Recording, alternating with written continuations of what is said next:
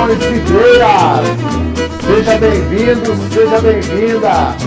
E aí, tudo certo com você? Bom, espero que sim. Beleza, vamos começar então.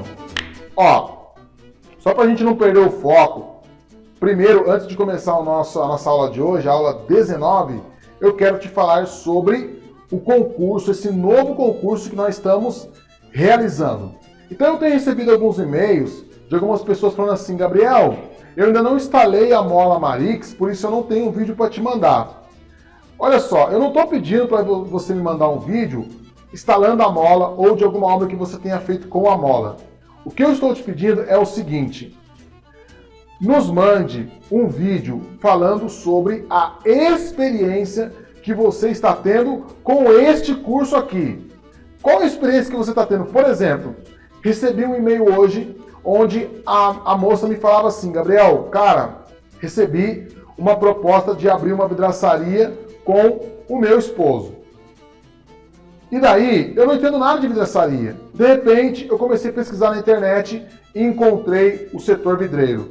Estou já acompanhando as aulas desde o primeiro dia e tenho me maravilhado com as aulas. Então hoje eu percebo que de fato eu estou mais preparada para poder entrar nessa empreitada com meu marido, porque eu tive essa experiência de estar participando deste curso. Com isso, eu aprendi muita coisa. Então, olha só o que ela falou. Ela falou que a experiência que ela teve conosco foi uma experiência muito legal, foi muito boa, fez ela crescer profissionalmente, porque ela não é uma vidraceira ainda, mas já deu alguma noção para ela. Então, isso eu quero que você faça. Nos diga a experiência que você está tendo com este curso aqui. Independente se for uma experiência boa ou se for uma experiência ruim, não tem problema. Nós queremos ouvir você falar. Por quê? Nós fazemos um trabalho para você. E nada melhor que você nos retornar. Gabriel, ó, cara, o curso está muito bom, maravilhoso, porque neste curso eu aprendi isso, eu fiquei sabendo disso e disso. Ok, Gabriel, este curso aí, cara, tá muito fraco, olha, melhora o conteúdo, tá fraquinho. Então você não vai falar bem de nós porque você vai ganhar uma mola, não. Você vai falar da sua experiência. Qual a experiência que você está tendo com este curso aqui? Está sendo legal? Está sendo proveitoso para você? Está sendo bom profissionalmente? Você já está lucrando, como dizem alguns e-mails que eu estou recebendo? Gabriel, já estou lucrando com aquilo que eu estou aprendendo no curso. Como eu te falei ontem, eu recebi um e-mail de um participante onde ele falou: Gabriel, eu fechei uma obra de 10 mil, cara, mas quando eu estava conversando com o cliente, eu estava ouvindo você falar. Eu estava lembrando daquilo que você estava falando. O outro também, o Evandro, falou: Gabriel, aconteceu hoje comigo o negócio do molde. Veio o molde sem furo. Então, pessoas que já estão realmente pondo em prática e já estão acontecendo com esse curso. É isso que eu estou pedindo que você faça. Nos mande, gravado em vídeo, o seu depoimento. Qual é o seu depoimento? Qual é o seu sentimento para conosco, para com o setor vidreiro? E aí, você vai ter a chance de ganhar uma mola. Então, nós, dentro de todos esses vídeos, nós escolheremos 10, deixa eu guardar aqui, 10 ganhadores. Então, como você pode contar aqui, 10 molas. E uma mola dessa pode ir para você. Então, basta que você grave um vídeo falando, nos contando da sua experiência. Esse vídeo, ele não pode ser um vídeo muito grande, tem que ser entre 3, 4 minutos no máximo, tá? Porque senão fica muito pesado para subir. E aí, se você for um dos escolhidos, e você vai ser um dos escolhidos, essa mola chegará na sua casa via Sedex, ok? Então, 10 ganhadores, né? Uma mola para cada um. Legal? E não estou pedindo para você contar mentira, nem para falar bem da gente. Estou pedindo para que você fale a sua experiência conosco. Isso vai ajudar as pessoas, os próximos alunos que vão entrar nesse curso e também nós, para que a gente possa entender qual tem sido o resultado do nosso trabalho. Será que tem valido a pena a gente continuar? Será que a gente para? Será que a gente muda? Entendeu? Para a gente poder ter o retorno. Porque não adianta nada eu fazer um curso que eu quero fazer. Eu quero fazer um curso que você ache legal, que você ache interessante, que você ache relevante. Ok? Então, qual é a sua experiência com esse curso Fundamentos 3.0? Está sendo bom? Está sendo legal? Está sendo proveitoso? Ok? Então conto com a sua ajuda. Então tá aqui, ó. Nessa você pode ganhar, hein? Nessa aqui você vai ganhar. Esse nosso concurso de sortear essas 10 molas só está sendo possível pela gentileza da empresa Marix, que foi que nos cedeu essas molas para que a gente pudesse sortear para você, para que a gente pudesse escolher, né, e entregar para você essas molas. Então, logo de cara, o pessoal da Marix entendeu a nossa ideia e já nos apoiou com essas molas aqui para que a gente pudesse sortear ou escolher um ganhador aí. Então, eu, na pessoa do setor vidreiro, gostaria de agradecer o pessoal da Marix, principalmente a dona Conceição, que foi a pessoa que nós mais tivemos contato. Muito obrigado por essa gentileza. E aí você poderá receber então essa mola devido à gentileza da Marix, que tem lançado um produto inovador no mercado e quer que você conheça esse produto, ok? Lembrando também que nós temos aí o nosso concurso Minha Obra de Arte em Vidros, que já na semana que vem nós conheceremos o ganhador. A disputa está super acirrada, ok? E só para te contar, para te adiantar, nós agora gostamos tanto dessa disputa que praticamente nós sempre teremos essa disputa, independente se tiver curso ou não. Nós sempre estaremos sorteando vários prêmios para escolher essas fotos que nós gostamos muito de receber, essas obras de artes que vocês fazem, que vocês estão realizando o Brasil afora. Então eu achei que vai valorizar muito o nosso mercado,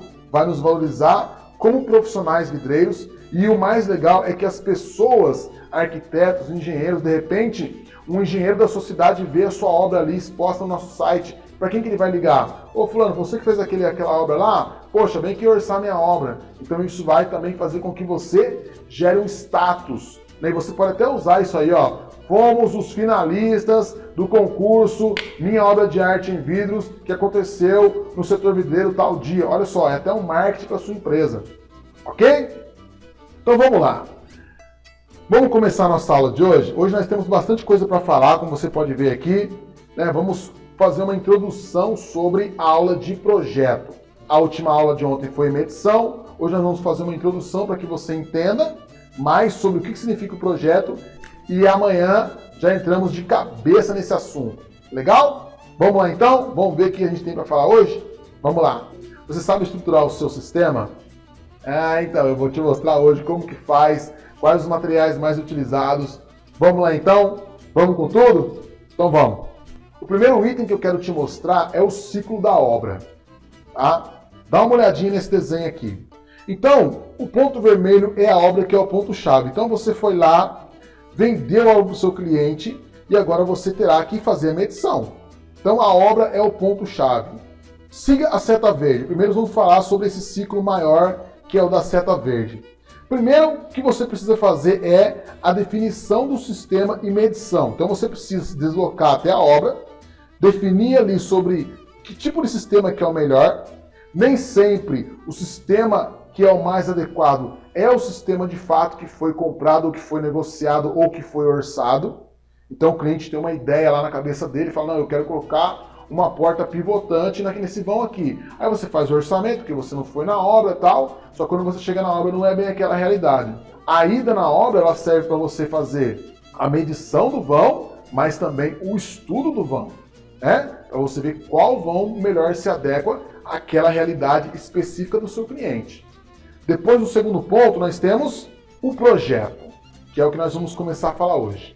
Depois do projeto nós temos o beneficiamento. Então eu fiz o projeto, e agora eu vou enviar esse projeto para a minha beneficiadora para que ela possa preparar esse material para mim, né? Cortar, furar, fazer o recorte. E depois de tudo isso, a têmpera. Ok? Depois da têmpera, o que vai acontecer? Os beneficiadores vão me entregar esse produto, ou eu vou ter que buscar, não sei. Eu sei que eu vou ter que armazenar por algum tempo esse produto, seja na minha empresa ou seja na obra. Então nós vamos para a parte de armazenamento. Depois do armazenamento, o transporte. Se caso você armazenou na sua vidraçaria, você tem que transportar esse material para a obra novamente. E aí acontece a montagem ou a instalação. Legal? Então esse é o ciclo maior que acontece. Mas existe um ciclo paralelo ainda que é, depois ali do projeto, a compra do material. Legal? Então, só para você entender o ciclo da obra. Agora nós iremos colocar em prática tudo aquilo que nós vivenciamos nessas 19 aulas. Por quê? Porque agora vai ser hora de tornar, né, o imaginário em realidade. E isso vai acontecer por meio de um projeto. Primeira coisa que a gente precisa saber: o vidro temperado é um vidro que passou por um sistema térmico, né? E aí ele ficou super forte, ficou muito forte. Mas o que é o principal da gente saber que é o seguinte: depois que você fez o seu projeto, que você definiu como vai ser o seu vidro e a empresa já temperou esse vidro, depois você não consegue fazer mais nenhum beneficiamento agressivo, ou seja, você não consegue mais cortar esse vidro, você não consegue mais furar esse vidro, você não consegue mais recortar esse vidro e você não consegue mais lapidar esse vidro. Então, o seu projeto tem que ser definitivo, tem que ser firme.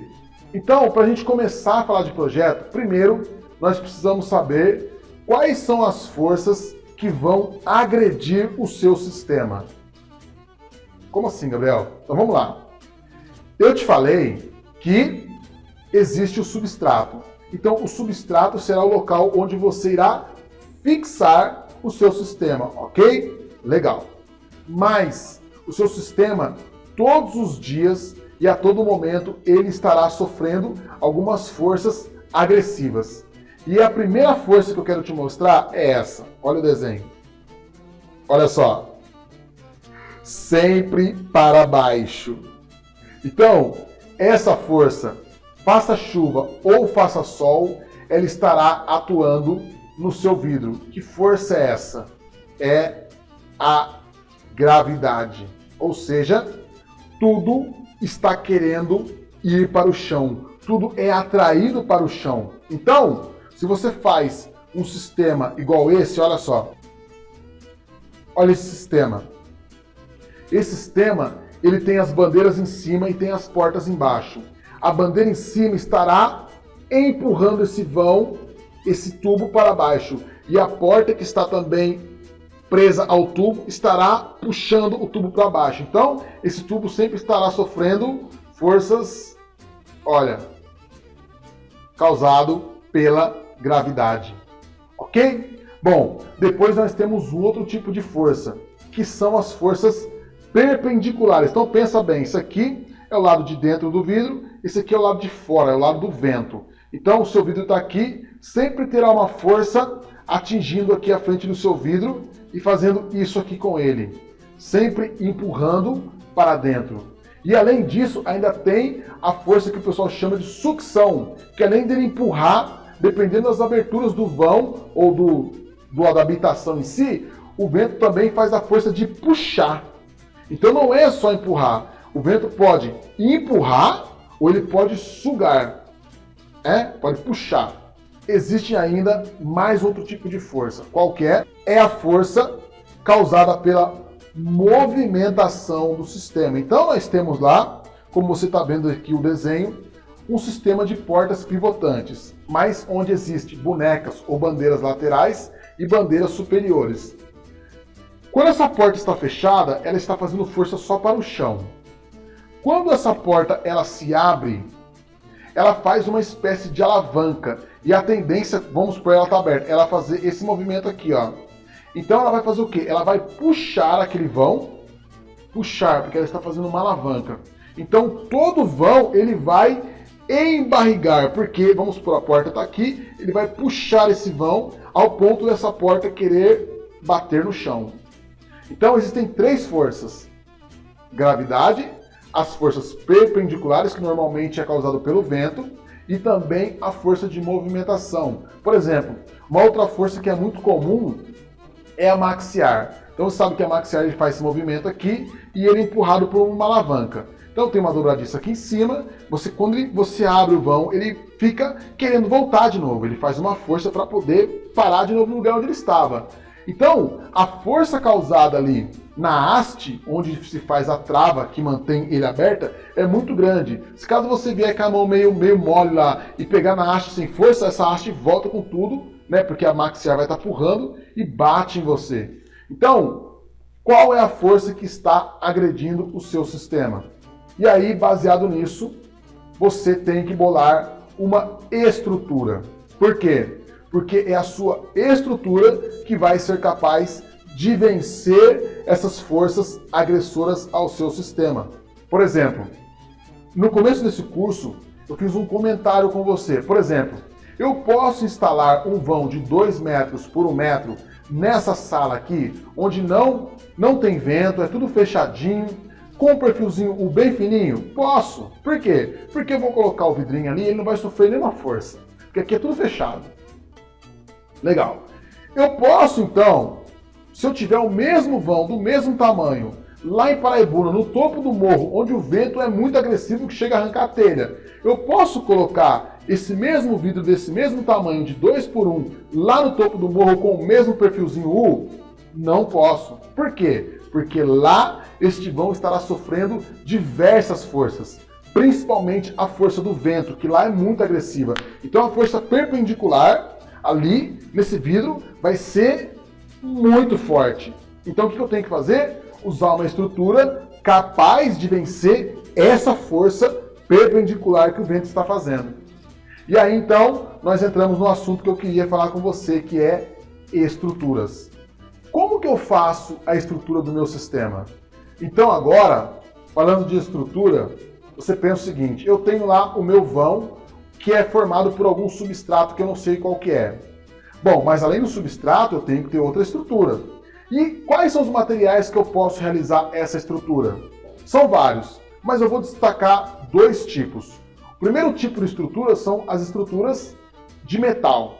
E esse metal pode ser ferro, aço inox e até alumínio, que na verdade é o mais utilizado nesses tipos de estrutura. Porque o vidro e alumínio, você vê que são parceiros muito legais, os dois conversam muito bem. Então, existem os metais e existe também o próprio vidro. Então vamos lá, eu vou te mostrar agora alguns exemplos de estrutura. Vamos ver comigo? Vamos lá. Então, nesse primeiro exemplo, nós temos aí o alumínio sendo utilizado como estrutura. Você conhece bem essa instalação aqui, porque nós já estudamos bastante sobre ela, né? Já conversamos muito sobre esse sistema aqui, que é, na verdade, essa foto aqui. Então, como você pode ver, tá vendo? Ó, onde está escrito tubo e trilho, se tratam de estruturas. Por quê? Imagina esse vão aí, sem essa estrutura, ele estaria balançando, já não estaria mais aí, já teria caído para o chão. Então, esses tubos verticais e horizontais estão estruturando e ajudando tanto na parte da gravidade, para que esses vãos em cima não puxem todo o sistema para baixo, e também contra as forças perpendiculares, que são o vento. Então, como o vão era muito extenso, o que eu fiz? Dividi o vão em 3 e aí consegui estruturar. Em vez de ter um vão muito grande, onde a incidência do vento seria muito forte, sem nenhuma estrutura ali, eu coloquei estruturas para poder vencer essas forças aí. Esse é um sistema muito utilizado, que são as estruturas tubulares em alumínio. A próxima que eu vou te mostrar já são os contraventos, ou seja, nada mais, nada menos, são vidros estruturando vidros. Então vamos supor que isso aqui é o vidro, né? Que é o vidro mais mole aqui que a gente falou. O que é? Eu não falei para você que existe uma força perpendicular vindo daqui para lá? Ok. Então o que eu faço? Coloco um vidro aqui. Perpendicularmente também, tá vendo?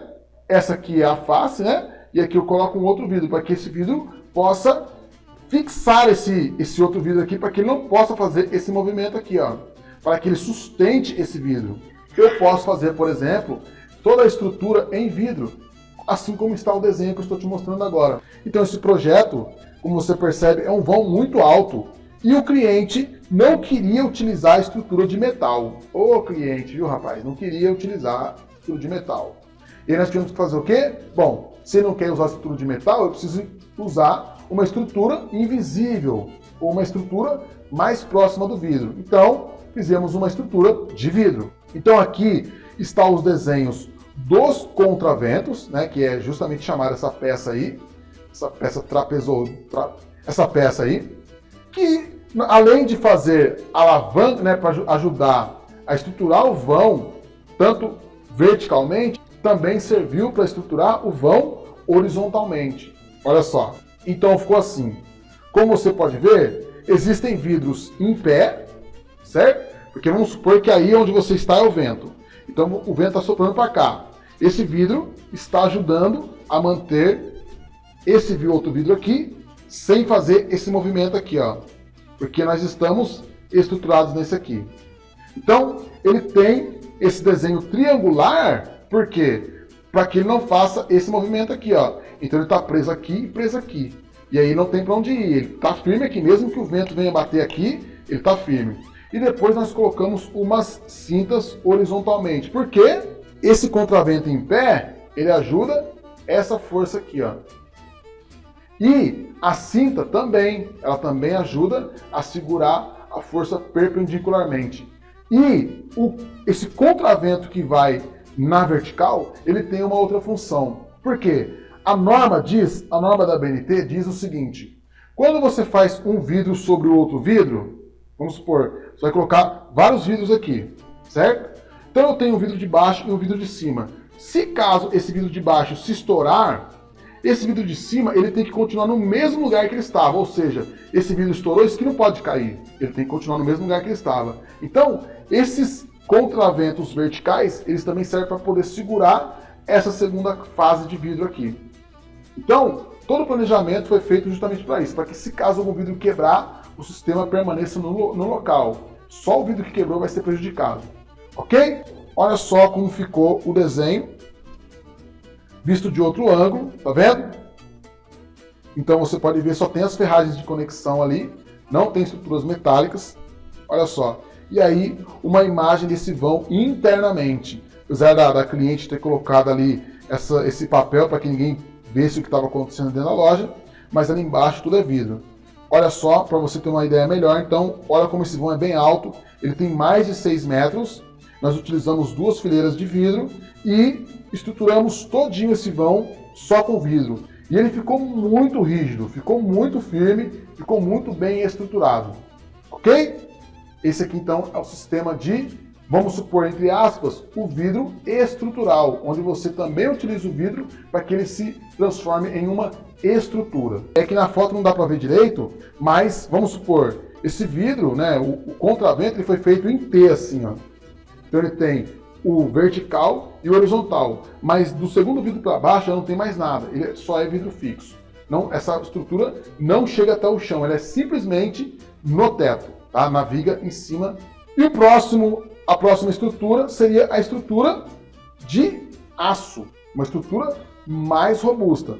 Nesse caso, olha para você ver o trabalho do projetista. Nesse caso especificamente, o cliente queria um vão muito grande, com uma abertura muito ampla e onde faria um esforço enorme, e nós não encontramos uma solução em alumínio. O alumínio não dava para fazer. Ou então teria que se usar um alumínio muito grosso, que acabaria ficando muito caro. Então qual que foi a ideia? Vamos usar aço. Só que o cliente queria que tivesse um acabamento bonito e com uma pintura eletrostática. Então nós falamos, beleza, vamos fazer o seguinte.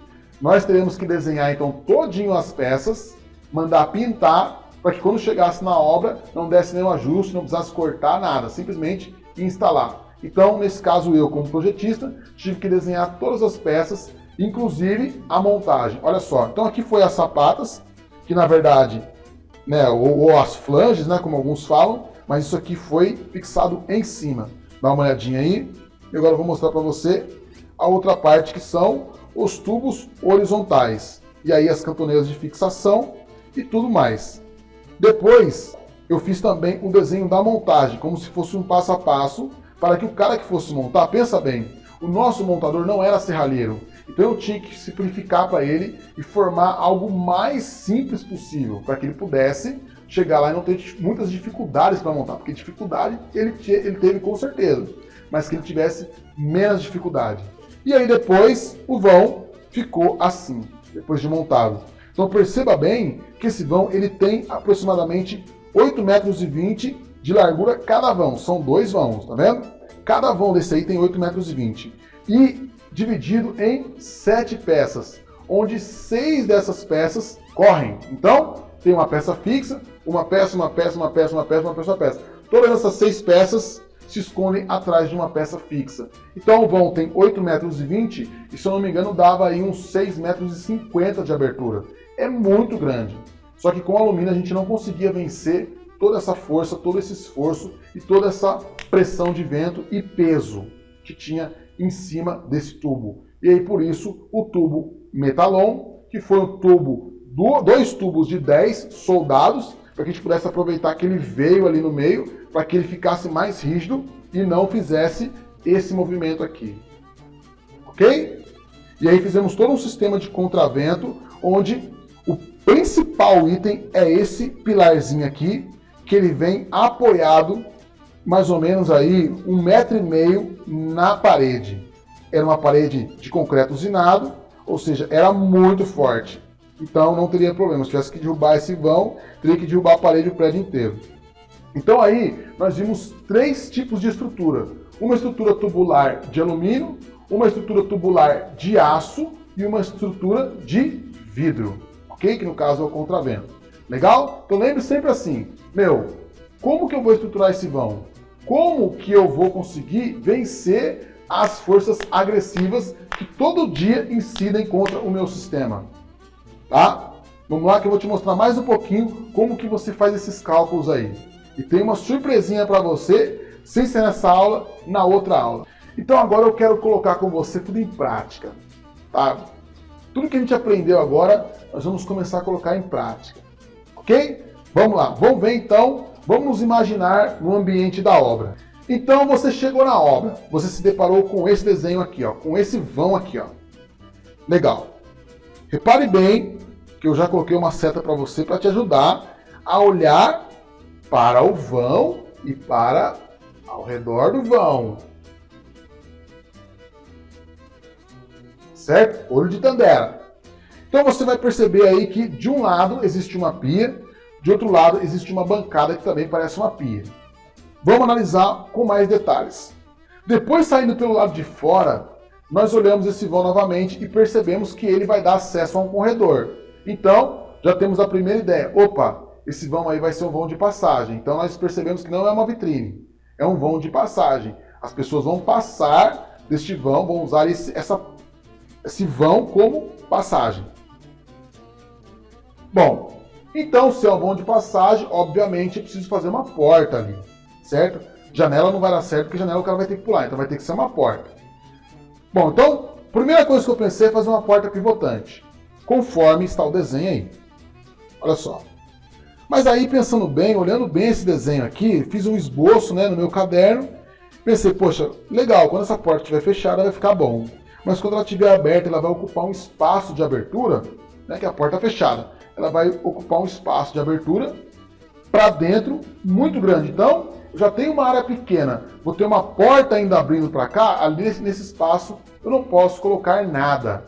Então esse espaço eu estarei perdendo ele. Então acho que o negócio não é colocar uma porta pivotante não. Acho que melhor é colocar uma porta de correr. Lembra? Porque aqui tem uma fixa e a porta esconde atrás da fixa. Não ocupa o espaço interno. Legal. Então ficou decidido assim. Primeira decisão, precisa ser uma porta. Segunda, precisa ser uma porta de correr. Terceira decisão qualquer, qual o sistema dessa porta de correr? Olha a imagem. Então eu tenho aí uma fixa e uma corre, 2 correm e 2 fixas, e 2 correm e uma fixa. Qual é o melhor sistema? Eu estou te perguntando, qual é o melhor sistema? Bom, vamos voltar então ao vão. Vamos analisar mais uma vez o vão. Perceba que, se de um lado esquerdo existe uma pia no canto da parede, se do lado direito existe uma outra pia do lado da parede, o que seria melhor? Uma porta central, certo? E qual é o sistema que me dá uma porta centralizada? Justamente o sistema onde existem 2 fixas e 2 correm, certo? 2 fixas, 2 correm. Então, essas 2 portas se esconderão atrás das fixas e me liberarão o vão central ali, certo? Então, Mentalize como irá ficar depois de pronto. Tô mentalizando. Beleza. Entendi. É esse mesmo. Olha só, vai ficar perfeito. Então eu tenho ali uma fixa na parede, outra fixa na parede e o vão centralizado. Vai dar certinho. Ótimo. Agora, surgiu uma outra pergunta. Eu já decidi que vai ser vão de correr, certo? Beleza. Mas o vão de correr, ele tem um trilho inferior embaixo, que na verdade, funciona como uma guia, que eu até te mostrei ontem aqui. Bom, e aí, como que eu vou fazer esse trilho? Eu tenho 4 possibilidades. Primeira possibilidade, olha só o desenho. Fazer o trilho embutido na soleira, conforme está o desenho aí. Então, teria que fazer um rasgo na soleira e esconder esse trilho dentro da pedra, conforme que ele fique faceando ali com a pedra. E quando alguém passar, ninguém vai tropeçar. Essa é uma possibilidade. Segunda possibilidade é cortar a soleira em degrau, conforme eu te mostrei ontem também, lembra? Uma pedra mais alta que a outra. É uma possibilidade. Ou então eu tenho em cima da pedra, e aí ficaria uma saliência. Mas acho que essa é melhor não, porque essa aí alguém pode passar e tropeçar. Ou então eu tenho uma outra possibilidade, eu posso colocar esse trilho em cima da soleira e posso cortar somente a área de passagem ali. Bom, então eu vou evitar o problema do tropeço. Mas se não tiver um trilho embaixo, de repente pode vir a chuva e entrar por baixo desse vão e molhar minha área de serviço. Então não quero. Então eu acho que a melhor solução vai ser o vão embutido. Vai ser o trilho embutido. Legal? Mas vamos analisar melhor como que ficam esses 4 modelos. Olha só. Então aqui em cima eu tenho o trilho embutido. Ó. Então eu tenho o trilho inteiro, só que ele está escondido na pedra. Do meu lado direito eu tenho a minha soleira em degrau. Olha só, a parte interna está mais alta que a parte externa. Isso é legal. Bom, muito bom. Embaixo eu tenho ali um trilho em cima da mureta. Esse não é legal, porque esse aí eu posso tropeçar. E depois do último, eu tenho ali um trilho cortado, onde não existe trilho. Bom, vamos fazer o seguinte. Vou optar mesmo pelo trilho embutido, porque o trilho em cima da pedra eu posso tropeçar. O trilho cortado pode entrar água. E o trilho com degrau, de repente eu posso chutar esse trilho aí, posso até amassar. Acho melhor não, acho melhor embutir mesmo. Tá bom? Legal. Então, vai ser embutido. Agora vem o segundo passo. Bom, então eu já tenho que me preocupar com um detalhe. Se o meu trilho vai ser embutido na pedra, eu preciso arrumar um lugar para a água sair, porque a água vai entrar ali dentro. E quando ela entrar, ela precisa sair para algum lugar. Então o que eu posso fazer? Isso aqui, ó.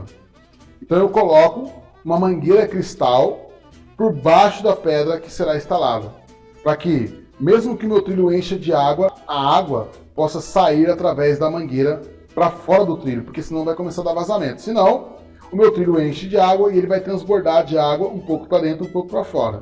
Eu não quero que ele transborde nada, eu quero que a água que cai ali vá embora. Ok? Legal. Mas olha um outro detalhe. Realmente eu não tinha reparado nesse detalhe. Perceba que onde vai o sistema ali de porta, não tem acabamento ainda. Olha ali. Tá vendo? Não tem um acabamento. Então o que eu vou ter que fazer? Eu preciso medir, mas não tem acabamento. Meu cliente está com pressa. Ele combinou comigo, ó, Gabriel, esse piso ele vai vir na mesma reta, ele vai vir no mesmo alinhamento que o piso já começado. Então o que eu faço ali? Se eu quiser fazer, se eu quiser assumir esse risco, eu posso colocar uma régua ali, tá vendo? Então o atual é como está. Perceba que existe ali uma cerâmica instalada já. Depois no exemplo 1, é só eu colocar uma régua apoiada já no piso instalado e transferir esse alinhamento até o local da minha medição. O 2 eu já estou imaginando como vai ficar. Então vai ficar a continuação da cerâmica e depois um granito ali naquela parte rebaixada. E no 3, como o meu trilho vai ficar depois desse vão. Então, depois de definir essa questão, podemos medir o vão. E aí, como que eu vou medir? Eu vou medir então baseado na linha que está alinhada com o piso já começado. Descontar também o acabamento da viga, que vai massa ou azulejo. E aí entra aquela pergunta que eu te fiz ontem. Qual é o acabamento? O que vai ali? Vai massa ou azulejo? Eu preciso perguntar para o meu cliente. O que vai nesse vão? Tá? Então ele tem que me passar para que a gente possa combinar uma medida. Porque aí, como você vê, eu dependo do alinhamento do pedreiro cumprir com a obrigação dele de colocar esse piso alinhado e também do pedreiro colocar o acabamento combinado. Depois da medição, vamos para o terceiro passo. Então, vamos relembrar o que é beneficiamento. Então, como eu te disse, normalmente os vidros eles saem de chapas grandes da fábrica. Normalmente em chapas de 2,20 por 3,21, 2,40 por 3,21 ou 6 metros por 3,21. Ou então até mesmo 3,60 por 2,40. Legal. Depois que eles saem da fábrica, eu preciso cortar esse vidro no tamanho exato. Vamos supor, ele tinha 3,21 por 2,20, mas eu quero esse pedacinho aqui de 20 por 20. Então eu tenho que cortar. Depois, se ele for um vidro autoportante, que tiver furação, eu tenho que furar. Ou antes disso, preciso lapidar. Depois furar. E depois, se for o caso, recortar. E depois temperar. Só que é o seguinte. Tá vendo esse meu vidro aqui? Então eu tenho aqui o desenho de uma fechadura, tenho aqui o desenho de um trinco, outro trinco e aqui uma outra fechadura, certo? Como que o cara que fez essas furações, que tirou essa medida, como que ele sabe disso? Ele sabe através de um projeto que eu fiz para ele. Então, o projeto nada mais é do que você falando o que você quer para a pessoa que vai fazer o seu vidro, ou que vai beneficiar o seu vidro, ok? Então, o seu projeto, teoricamente e literalmente, ele tem que falar, porque você não tem acesso ao cortador, você não tem acesso ao furador, você não tem acesso ao lapidador, e você não tem acesso ao temperador, você não tem acesso a nada. Você não vai poder ficar ali do lado do cara, olhando o cara trabalhar e falar assim, agora eu quero o furo aqui, agora eu quero um recorte ali. Não. Você vai fazer o projeto e baseado naquilo que você escreveu no seu projeto, o cara vai produzir o seu vidro. O seu projeto, ele precisa falar, ele precisa estar exato, falar tudo aquilo que o cara deve e o que o cara não deve fazer. Só uma dica. Muitos vidraceiros não sabem dessa regra, mas isso é uma regra. O seu beneficiador não tem obrigação de saber sobre o seu projeto. Aí você fala assim, Gabriel, mas o cara faz isso todo dia. Não importa. O seu beneficiador não tem obrigação de saber que altura que vai ser o puxador. O seu beneficiador não tem obrigação de saber qual é o posicionamento da roldana. O seu beneficiador não tem obrigação de saber se a porta, quando é 2 folhas, uma tem que ir com trinco. Ele não tem obrigação de saber. Quem tem obrigação de saber? Você. Você é o projetista. Você que tem que saber. Então, as beneficiadoras até fazem isso para poder adiantar o lado do vidraceiro, que nem sempre coloca as cotas corretas, mas não é obrigação dela. Inclusive, algumas beneficiadoras falam assim, ó, seguinte, se você mandar um vidro aqui e não tiver com a sua cota, nós colocamos a nossa. E aí, se der certo ou não, o problema é seu. Então, imagine, você manda faltando uma medida, o cara não foi na sua obra, o cara não sabe a altura do seu peitoril, não sabe nada de você, ele vai fazer uma medida que ele acha certo. E aí, de repente, a medida que ele acha certo pode não dar certo na sua obra. Então, atente-se em tudo o que você vai colocar no seu projeto. Seu projeto tem que definir cor do vidro, espessura do vidro, até a lapidação do vidro. Ele é temperado, ele é comum, ele é furado, ele é com recorte? Como que vai ser seu vidro? O seu projeto tem que falar tudo. Então, basicamente, é para isso que serve um projeto. Mas existem vários tipos de projeto. Por exemplo, existe o projeto de montagem que eu te mostrei ali. Lembra do Metalon? Aquele projeto é simplesmente para o cara olhar e ele ter ali um passo a passo de montagem. Existe o projeto que você entrega para o seu cliente. Então, ele não é um projeto nada técnico, ele é um projeto para que o seu cliente entenda aquilo que ele está comprando. Ok? E existe o projeto de corte, que é o que você vai fazer para que o cara corte e faça todos os beneficiamentos no seu vidro. E ainda existe um projeto que é o projeto de materiais, que é onde você vai colocando todos os materiais que serão utilizados na montagem desse sistema especificamente. Bom, um dado importante para você saber é que é pelo projeto que você levanta as medidas corretas da obra, é pelo projeto que você levanta a quantidade de ferragens correta da obra, é pelo projeto que você sabe quanto de alumínio você vai ter que comprar, é pelo projeto que você sabe quanto de acessório, quanto de silicone, quanto de parafuso, é o projeto que vai dizer isso para você. Porque até então, você só fez um orçamento. Então o orçamento é muito esporádico, né? Pode ser, pode não ser, mas é depois que você faz realmente o projeto que tudo se transforma e que você tem a noção exata do que será utilizado na obra e o que não será utilizado na obra. O projetista, muitas vezes, ele tem a função até mesmo de ganhar uma obra. Por exemplo, na empresa que eu trabalhava, eu era o projetista. Dependendo da obra que a gente pegava, era uma obra muito complexa. Antes de alguém dar o orçamento, era me passado a obra para que eu pudesse fazer o projeto e assim o levantamento dos materiais. Eu só conseguia fazer o levantamento dos materiais depois de terminar o projeto. Então eu fazia um projeto bem específico, fazendo todas as marcações, quantos parafusos ia, que tipo de parafuso que ia, que tipo de estrutura que ia, qual vidro que ia, tudo. Aí depois eu conseguia passar para o meu vendedor e aí ele conseguia colocar preço. Olha a responsabilidade do projetista.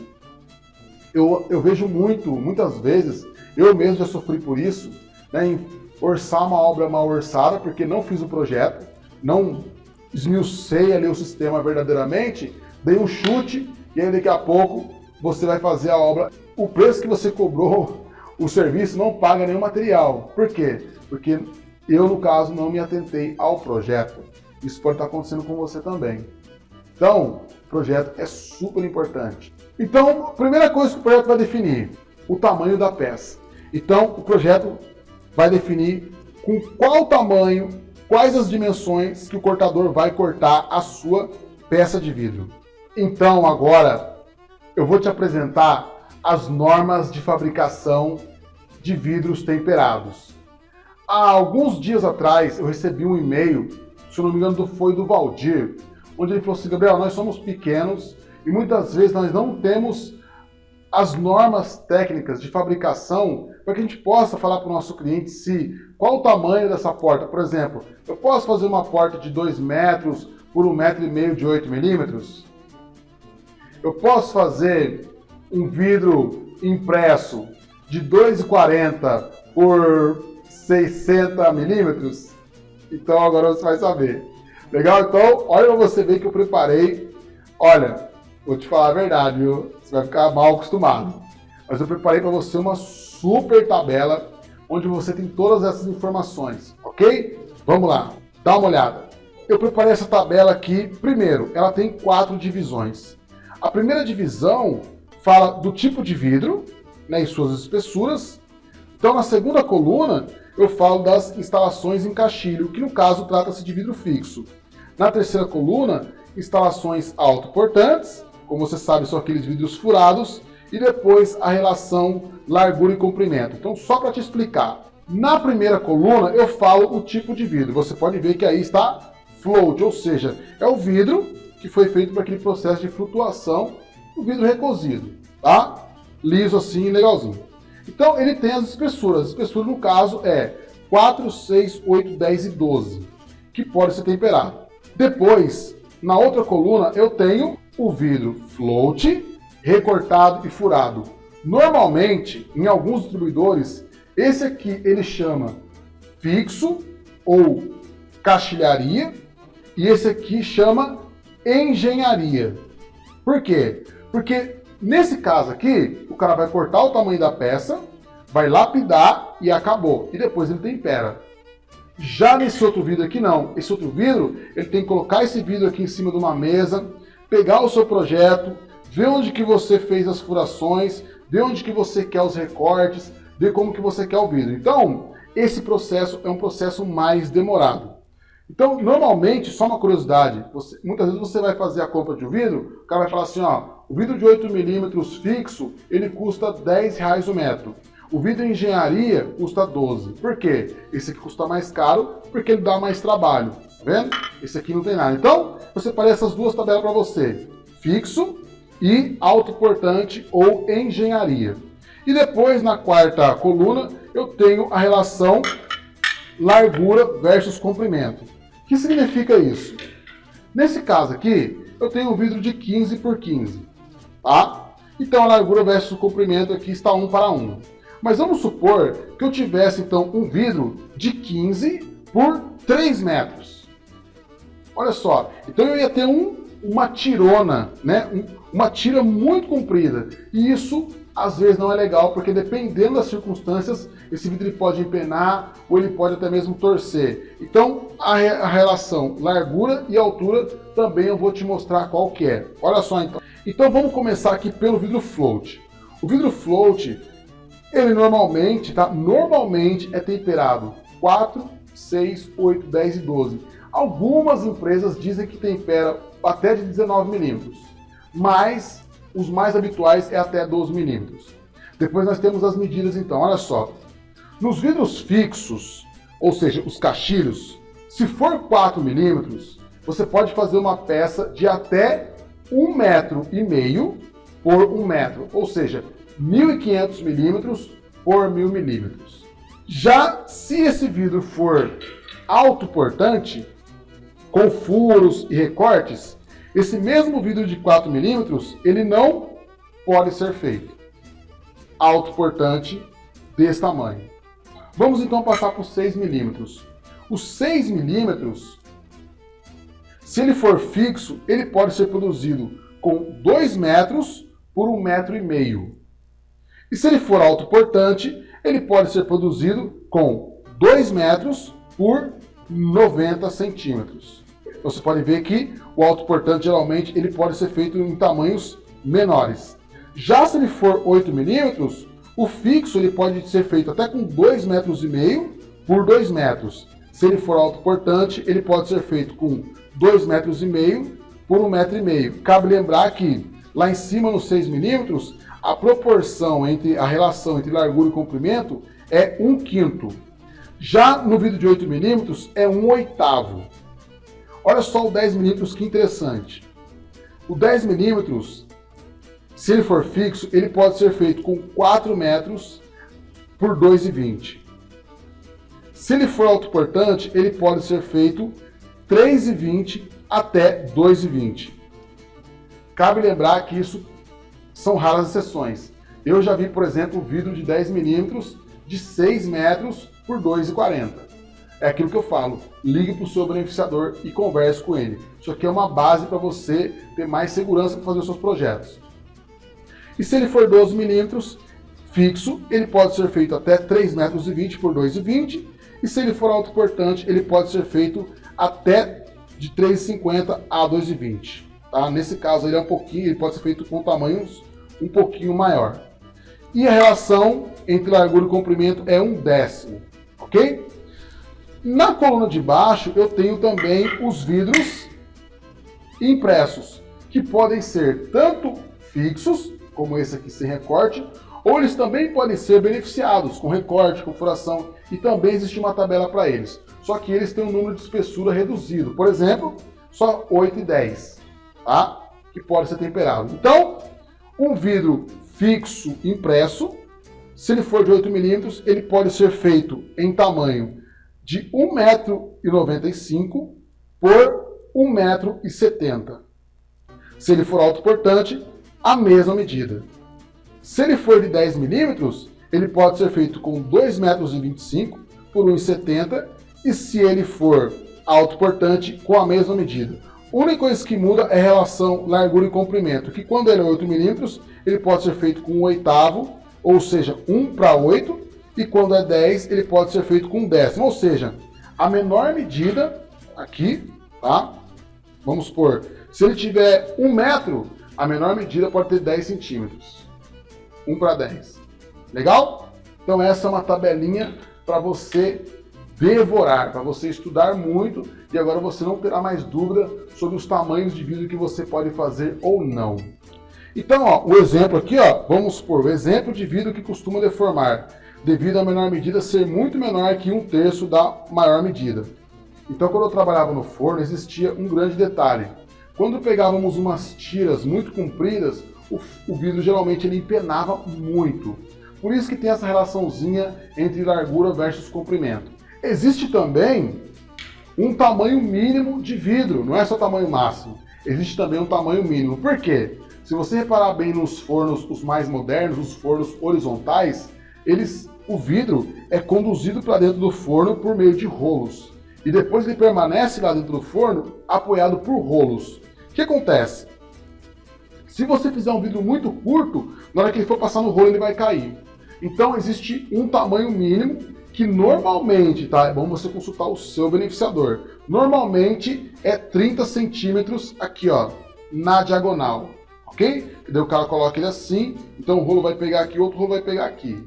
Normalmente é bom você perguntar para o seu beneficiador, tá? Mas normalmente é assim que funciona, 30 centímetros no mínimo e 10 centímetros aqui de largura, ok? Porque 10 centímetros, se for menor que seja, não passa na lapidadora também. Aí você não tem como lapidar esse vidro aqui. Depois, um fato muito importante é a própria lapidação. Nós já falamos bastante sobre lapidação, mas existem diversos tipos de lapidação. Desde as mais comuns, por exemplo, como essa e essa aqui que eu estou na mão, por exemplo, que essa aqui é a reta e essa aqui é a boleada ou meia cana, e até lapidações mais elaboradas. E tudo isso tem que estar no seu projeto, tá? O seu beneficiador não tem que adivinhar qual a lapidação que você quer. Esse aqui é um exemplo dos vidros depois de cortado. Você pode ver que ele fica com as bordas todas cortantes, né, todas irregulares.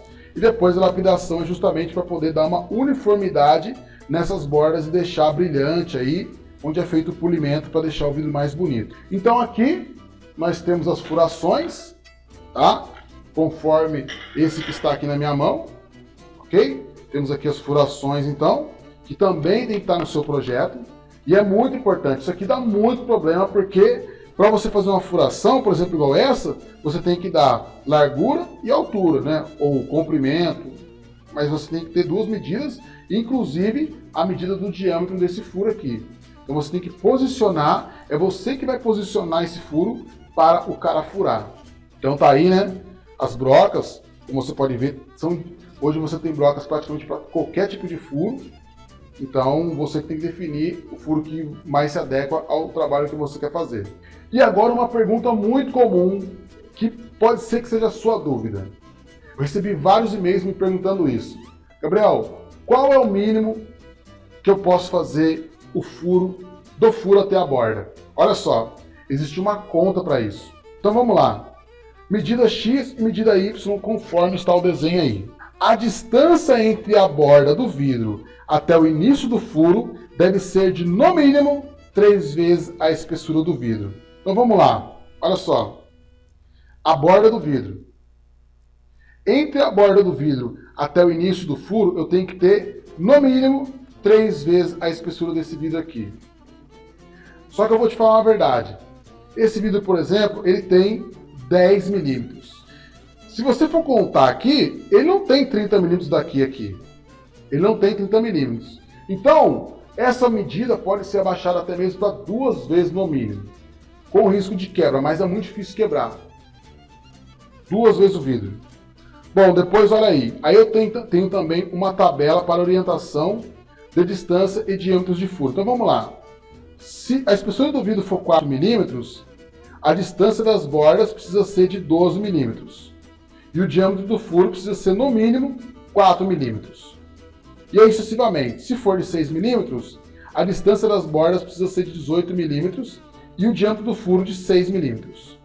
Se o vidro for de 8, a distância entre a borda e o início do furo tem que ser 24 milímetros e o diâmetro do furo 8 milímetros. Se ele for de 10 milímetros, a distância entre a borda e o início do furo tem que ser 30 milímetros e o diâmetro do furo, o mínimo, 10 milímetros. Se ele for de 12 milímetros, a distância das bordas entre o início do furo tem que ser 36 milímetros e a espessura mínima do furo, 12 milímetros.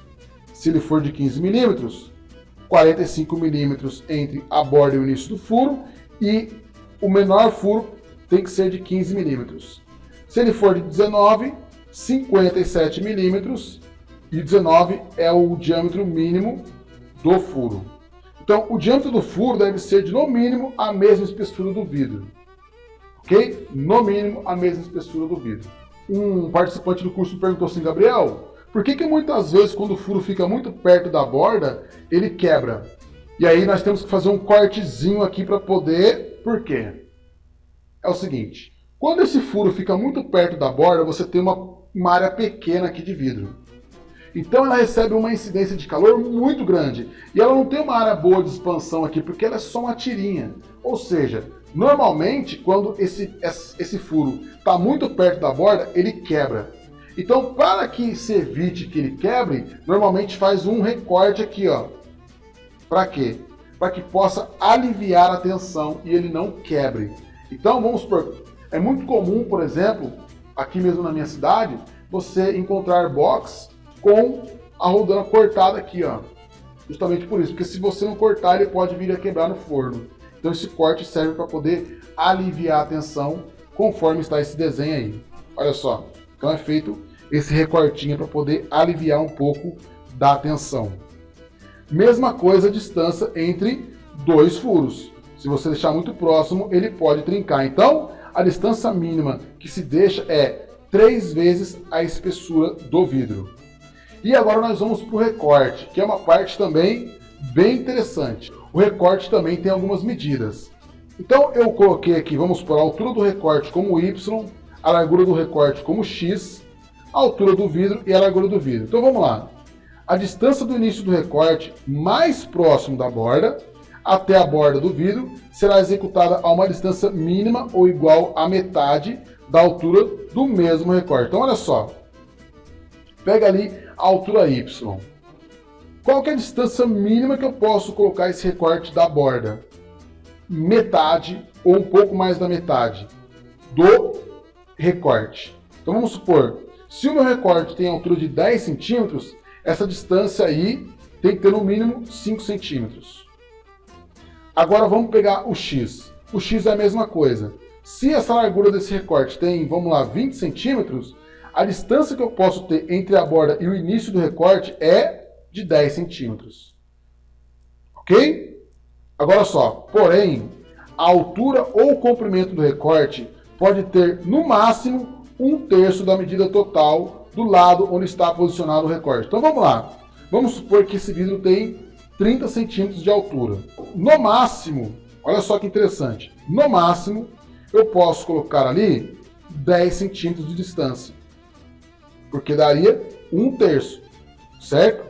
Eu tenho 30, 1/3 de 30 seria 10. Então, com 5 centímetros já não daria certo, mesmo tendo a fórmula ali falando que me dá certo. Então, existe essa regrinha aí. Porém, a altura ou comprimento do recorte pode ter, no máximo, 1/3 da medida total do lado onde está posicionado o recorte. E aí nós temos os recortes que podem ser padronizados ou personalizados. No entanto, é preciso que o projetista esteja atento às normas de produção. E agora, um recorte do tipo aberto, olha só, também tem um cálculo para isso.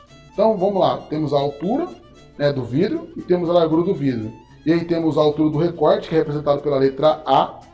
Temos a largura do recorte, que é representado pela letra D. Então, vamos lá. Orientações para recortes abertos.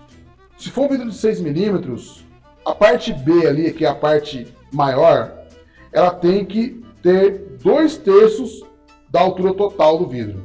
Se for de 8 milímetros, o B tem que ter metade da altura. E se for de 10 milímetros, o B ele pode ser maior que 1/3. Ou seja, quanto mais o vidro for engrossando, menor pode ser aquela tirinha ali. Por quê? Porque ele vai ter mais resistência.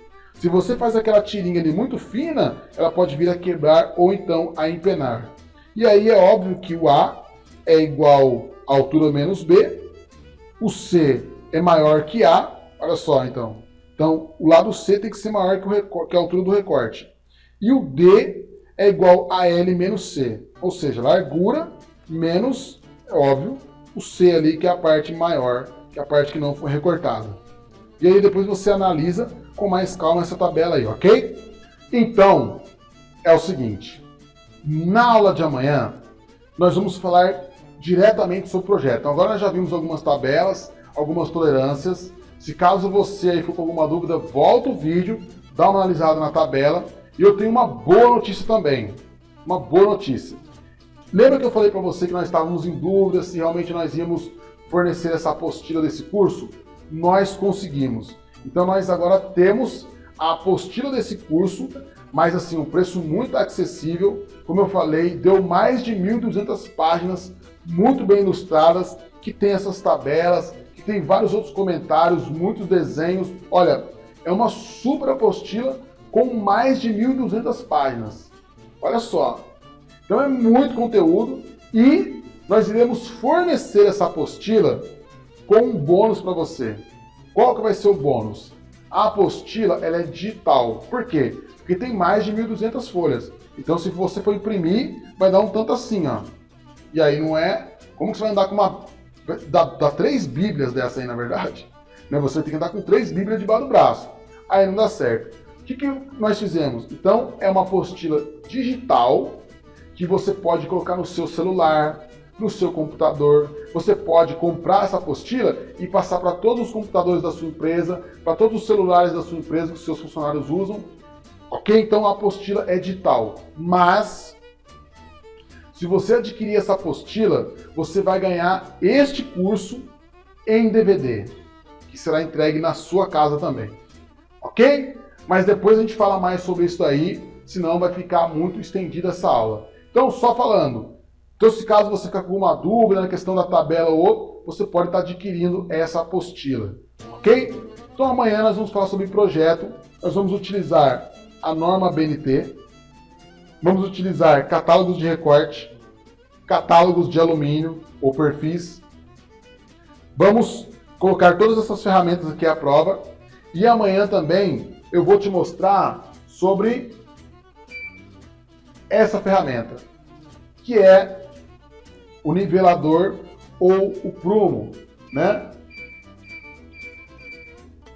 Então, que é justamente o nível e prumo a laser, ok? Mas aí amanhã a gente fala mais sobre ele. Legal? Então amanhã nós vamos fazer um projeto passo a passo. Você vai entender como se faz um projeto, o que você precisa para fazer o projeto, porque hoje eu já te dei a base, né, a tolerância desse projeto aí, como você faz, as tabelas, tudo certinho.